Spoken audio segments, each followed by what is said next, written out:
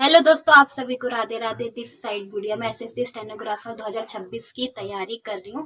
तो अभी एक कमेंट आया था जिसमें मतलब पहले तो कमेंट था इंग्लिश के लिए कि नीतू मैम की वॉल्यूम 1 वॉल्यूम 2 कैसे पढ़ सकते हैं, उनके बैचेस के बारे में बता देना। अगर आपने अभी तक ये वाली वीडियो नहीं देखी है तो जाके देख लेना।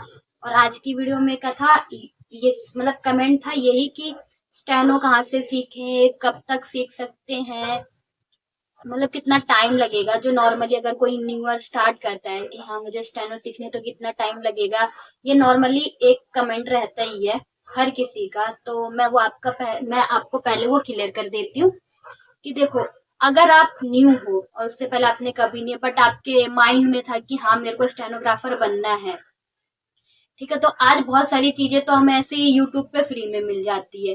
ठीक है, तो आप थोड़ा बहुत वो देख लो। और अगर मेरा मानोगे कि हमें क्या करना चाहिए, आप अपनी तरीके से बताओ, तो मैं कहूंगी कि ऑफलाइन ही बैच लेना, ऑनलाइन मत लेना। अगर आप न्यू है, हाँ आपको नॉलेज है अच्छी खासी स्टेनो की या बेसिक ही क्लियर है, तो आप ऑनलाइन बैच ले सकते हो, उसमें कोई दिक्कत वाली बात नहीं। बट आपको कोई नॉलेज नहीं है, बस आपने स्टेनो का नाम सुना है, आपने उसके मतलब किसी का, जैसे मैं बता रही हूँ, कोई ऐसे ही ब्लॉगर है जो स्टेनो के बारे में या स्टेनोग्राफर ऐसे मतलब रिलेटेड ब्लॉग बनाते हैं, उनका देखा होगा, तो वहां से आपको स्टेनो का पता चला होगा। पर मैं कहूंगी आप जाओ, आप पहले एक बैच लो। ठीक है, batch in the sense offline batch लेना, ऑनलाइन मत लेना, क्योंकि ऑनलाइन में बहुत दिक्कत हो जाती है। ऑनलाइन में मैं भी जब स्टेनो का सोच रही थी और मैं ऐसे ही ढूंढ रही थी कोई मिल जाए यार ऑनलाइन, एक तो जल्दी मिलते नहीं है, ठीक है, कोई जल्दी नहीं मिलता, मिलता है तो जल्दी से जल्दी उनकी फैकल्टी चेंज होती है। फैकल्टी इन द सेंस वो अलग से अलग लोगों के साथ जुड़ जाते हैं कि आज इस वाली कोचिंग क्लासेस के साथ पढ़ा रहे हैं तो कल इसके साथ पढ़ाएंगे, तो कल किसी और के साथ, ऐसे ही। तो मैंने भी ऐसा देखा था। तो जो वो व्लॉगर थी वो भी ऐसी करती थी, बट उन्होंने क्लियर करा कि ऑनलाइन की जगह ऑफलाइन ही देखे। अब उनके साथ स्कैम क्या हुआ था ऑनलाइन में कि उन्होंने बातचीत करी, आई थिंक ऑनलाइन भी नहीं, शायद ऑफलाइन भी था, मैं इसमें इसमें क्लियर नहीं हूँ, दोनों में से मैं यही था। तो कोई भी आप ऑनलाइन लो या ऑफलाइन लो, पहले तो चेक ही कर लेना है कि वहां पे वो कब से पढ़ा रहे, कोई भी टीचर है, ठीक है। थोड़ा बहुत स्टूडेंट से भी बात कर लो, टीचर है, क्योंकि उन्होंने बताया था कि मैंने ऐसे लिया, मैंने पेड भी कर दिया था, मतलब अपनी फी भी कर दी थी। फिर उन्होंने बोला 3-4 दिन तक वो सर आए, उन्होंने उनको सिखाया, उसके बाद वो टीचर आए ही नहीं, उन्होंने अपनी 6 महीने तक की फीस ऐसे कर दी थी। तो और उसके बाद वो आई और वो हमेशा पूछती रहती थी अपनी फैकल्टी से, सर कब आएंगे, सर अभी आज गए यहाँ गए हैं, सर आज वहां गए हैं, ऐसा है। आप थोड़ी उनकी वीओडी देख लो, वीओडी में कोई दिक्कत नहीं, आप सीख सकते हो, पर आपका जो डाउट होगा वो आप कैसे क्लियर करोगे, तो ये भी दिक्कत हो जाती है।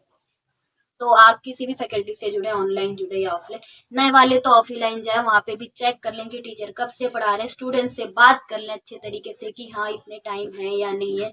अगर वो दो फैकल्टी एक साथ जुड़ी है, जैसे स्टेनो के लिए जल्दी नहीं होता है, सीबीटी एग्जाम ही ज्यादा से ज्यादा लोग करवाते हैं, स्किल टेस्ट की प्रिपरेशन के लिए आपको अलग ही टीचर देखना पड़ता है। अगर ऐसे कोई जुड़ा है तो मैं तो फिर कह रही हूँ कंफर्म करो कि हाँ वो कब से हैं यहाँ पे, कब तक रहेंगे, और अगर सर हटते भी हैं तो उसके बाद हमें कितने दिन में नए टीचर मिल जाएंगे, ये सब।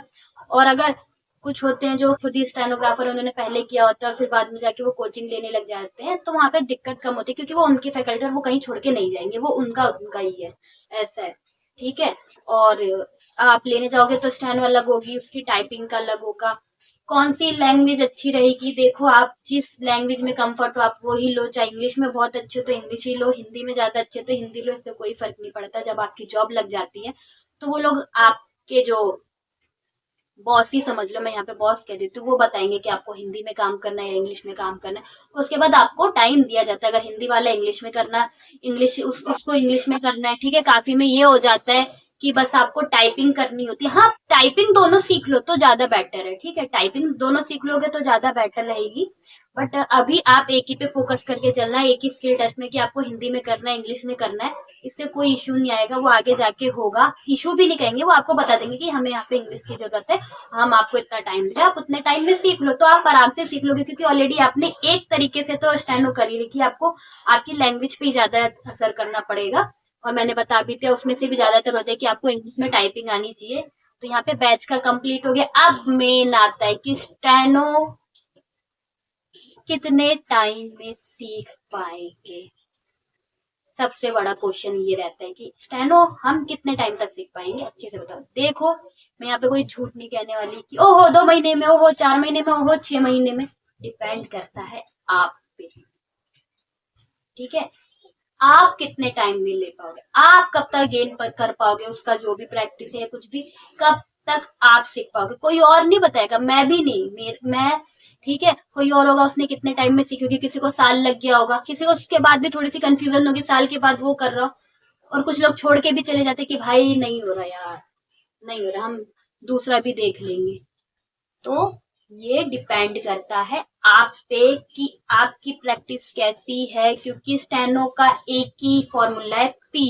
पी यानी प्रैक्टिस, कि आप कितनी प्रैक्टिस करते हैं उसको, आप मतलब कितने वो हो, मतलब उस पर डटे हो कि हाँ मुझे स्टेनोग्राफर बनना है, ये वाली चीज है।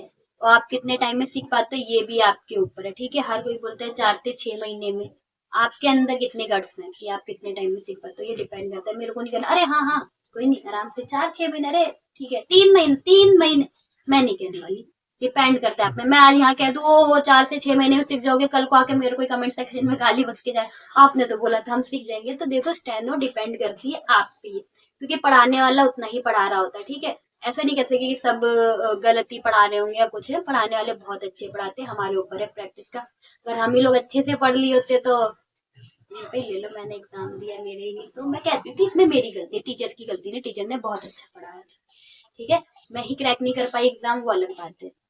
तो आपकी प्रैक्टिस, और स्टेनो मांगती है डेली प्रैक्टिस, आप उसको 2 से 3 घंटे दो। वो बोलती है भाई, लिटरली वो खुद ही कह रही थी कि मुझे इतना टाइम दे, मैं तुझे भी टाइम दे दूंगी, साफ सीधी बात है।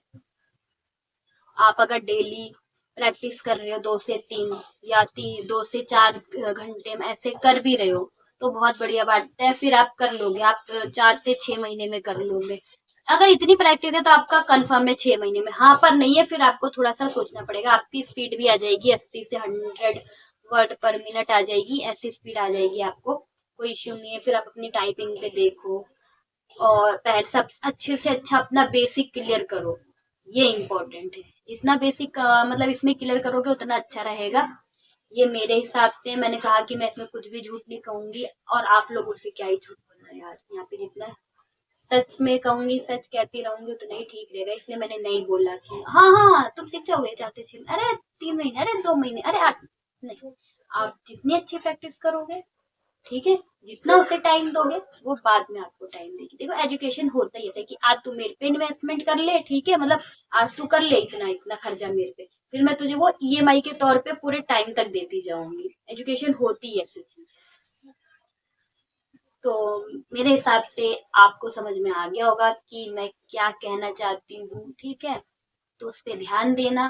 बैच के लिए मैंने कहा है न्यू है तो प्लीज प्लीज प्लीज आप ऑफलाइन ही जाओ, कोई अच्छा टीचर देखो आपके आस पड़ोस में, ऐसे कोई फैकल्टी नहीं है जो मैं ऐसे बता दूं हाँ ये स्टेनो का करवाती है, नहीं भाई। ऑनलाइन के लिए मैं थोड़ा सा इसको स्टेनो के लिए पीछे ही झिझकती हूँ, पता नहीं क्यों, खुद के अंदर से ही है यार, मैंने करा नहीं। मैंने एक टीचर देखे भी थे तो उनका मेरे को अच्छा लग रहा था, ठीक है। यूट्यूब पे बहुत सारी चीजें उनकी ऐसे बेसिक बेसिक नॉर्मल नॉर्मल था, वो जो फ्री में ही था, तो मैंने भी उनका देखा था, मुझे लगा था सर का बैच ले लेना चाहिए, सर अच्छे। पर मैंने देखा वो किसी और फैकल्टी के साथ उस समय जुड़ चुके थे, वहाँ किसी और फैकल्टी में भी उनकी वीडियो थी, और न्यूली में मैंने उनको 4 फैकल्टी में देख लिया था। मतलब वो ऐसे चेंज चेंज करते होते। तो फिर आप आज इस वाले मतलब अगर सोचो आप यहाँ किसी न्यू फैकल्टी के साथ जुड़े हो, ठीक है, कुछ टाइम बाद सर किसी और फैकल्टी के पास चले जा रहे हो, तो फिर दिक्कत है ना थोड़ी सी। तो मतलब समझ गए होगे आप, ऑनलाइन से ऑफलाइन ही बैच ढूंढो अपने आस में, आस पड़ोस में। आस पड़ोस में क्या थोड़ा सा दूर भी हो तो वहां चले जाओ, कोई इंस्टीट्यूट हो, होते हैं, अगर आप अच्छे से गूगल पे सर्च करोगे तो आपको मिल जाएगा, और डेली प्रैक्टिस करो, इतना ही बहुत है। तो आज की वीडियो के लिए बस इतना ही। आई होप मैंने मतलब मैं अच्छे से क्लियर कर पाई होंगी आपका डाउट, और कुछ हो तो कमेंट सेक्शन में बता देना। मिलते हैं नेक्स्ट व्लॉग में, आप सभी को राधे राधे।